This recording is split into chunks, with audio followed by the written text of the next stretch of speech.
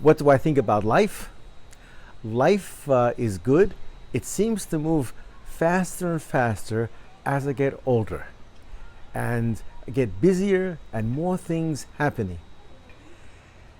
Years ago, it was slower and more relaxed, especially when I was teaching at a liberal arts college. Very relaxed life. I did my teaching, I could do photography. In effect, I had my retirement in my 30s, pursuing different hobbies and interests in the arts and photography. And then I also got involved in research rather late, because I went to this college thinking that I could have an input into how it was going to develop as a new school. But it turned out it was the last place to have an input, because the people who had founded it were still there, and they were just there to defend whatever was. And so there really was no way one was going to have an input into that. And so instead I found my way into research. I called up the National Science Foundation in the United States and spoke to the sociology program and told them that I was a qualitative researcher and was interested in beginning a funded research project. And he said, well, great to have you involved. And we spoke for a long time. But at the end of it, he said, well, actually, in the sociology program, we mainly fund quantitative research. So that didn't seem very, very likely. But nevertheless, I had gotten involved in a project, an entrepreneurial project, actually, to develop solar photovoltaic technology here in California in the mid-1970s. I was invited by a colleague who I had worked with during the time of my dissertation. We had worked on a project together to develop a community cooperative center in Brooklyn and develop a model of sociological research that we called institution formation. That is, the idea that sociologists would come up with ideas to solve social problems and implement those ideas together with people in a neighborhood. And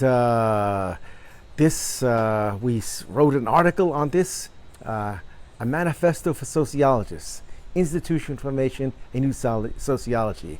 And we thought it was going to overturn the field in a completely new direction. Well, it did get published in the Journal of Social Problems, but I think it only has about 3 cites. To this day, I don't think sociology has really taken this kind of an activist direction. It's still a debate about whether sociologists even offer policy advice. In any event, so my dissertation was on what today we would call social entrepreneurship, but we didn't know the term at the time. And so in this context in Brooklyn, we talking to the people and what we should do. Our basic idea was a cooperative to start businesses which would turn the funds over to provide social services. But what social services? The people in the area said what they needed was an infant care center, especially the women. So they could go back to work, have their children cared for, even young babies. And so we opened what turned out to be the largest, and indeed at that time the only, infant care center in New York. Strictly speaking, it was against the law.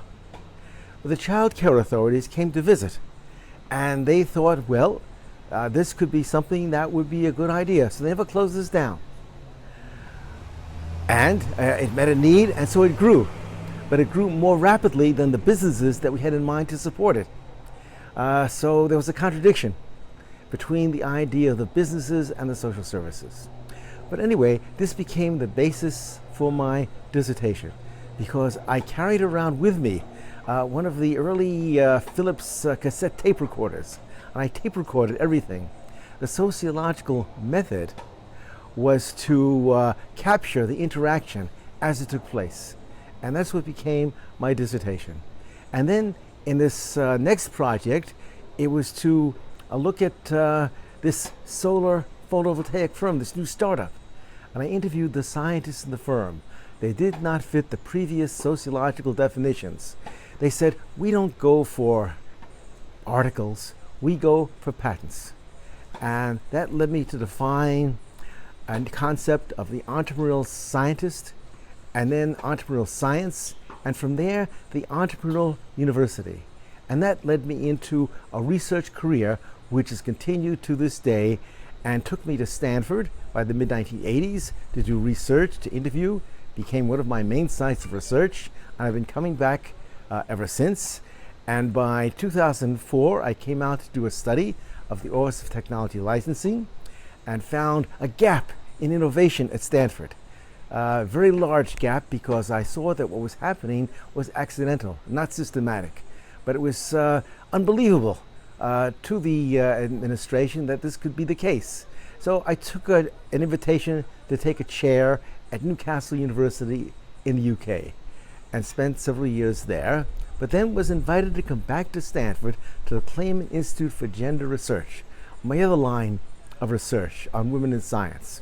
And then, after that year completed, I decided to stay and arranged to be part of the Center for Research here, and then spun off a 501c3 and have pursued my interests here.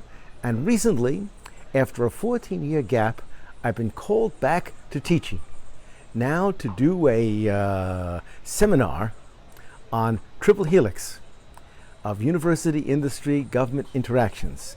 And that really is the question you're asking me for the second phase. What is my main idea? Out of this research on university-industry relations that started back in the 70s, interviews at different universities, I then sent a paper to the sociology meetings to the distinguished sociologist and historian of science, Joseph Ben David, from the University of Chicago and Hebrew University. And he wrote back to me, "Your paper is fine. I accept it." But he said, he wrote, "How can you study university-industry relations without looking at the history of MIT?" I had to agree. And so I got funding from the Humanities Endowment and connected to the History of Science department at Harvard as my base. And from there I went to the archives at MIT. And in the archives, I found letters from the governors of New England to President Compton of MIT in the 1930s about an organization that had been founded in the 1920s, the New England Council, to renew the industrial economy of New England. And Compton participated in that, and he brought to them a new idea that science should be the basis of new firms, something that had been happening at MIT and Harvard from the late 19th and early 20th century sporadically. But the idea came to systematize it, and they looked at the strengths and weaknesses of the region. They had financial resources, they were tied up in large banks and insurance companies.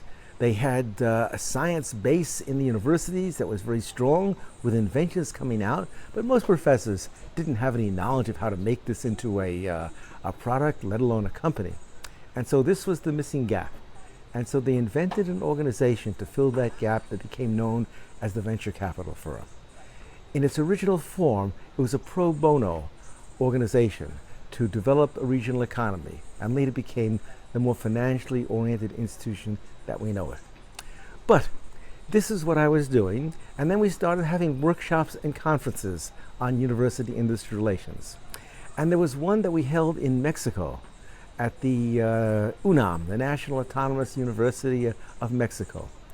And at that meeting, in discussing university-industry relations, you couldn't ignore the role of government. Government was everywhere. The universities were part of government. Industry was part of government. So, in a break in the meeting, I went out and I thought, the light bulb went off, triple helix, university, industry, government. It's not that I invented the concept. I really found it in the archives at MIT, in the interactions among the university, industry, and government leaders that have been called together to brainstorm, come up with new innovation ideas, and implement it. But in Mexico, put a label on it. And it went beyond university industry. It was university, industry, government, and the metaphor of a triple helix, which then became developed into a model analyzing other cases from other parts of the world. And that is where I continue today. There's an international association, a journal, and now this seminar that you came to last week.